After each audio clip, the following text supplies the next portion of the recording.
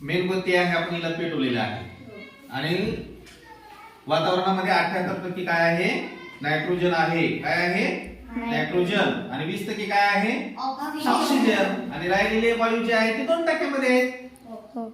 मग हे बाहेरचे ऑक्सिजन असल्यामुळे ही मेणबत्ती या ठिकाणी पेट घेते.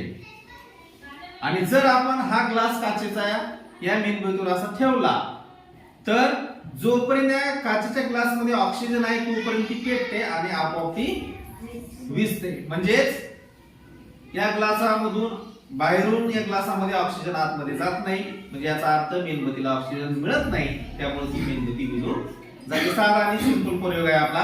बघा मी तुमच्या समोर ठेवतो. तो ठेवतो का त्याच्यावर बघा.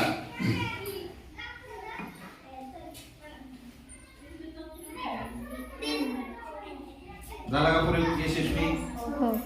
बघा आपण ग्लास टाकल्यानंतर ही मेणबत्ती काय झालेली आहे विझून गेलेली आहे. म्हणजे ऑक्सिजन तिला मिळालेलं नाही, है की नाही? म्हणून आपल्या प्रयोगाचं नाव आहे ज्वलनास ऑक्सिजन ची गरज असते, त्याशिवाय ज्वलन होऊ शकत नाही. चला म्हणतो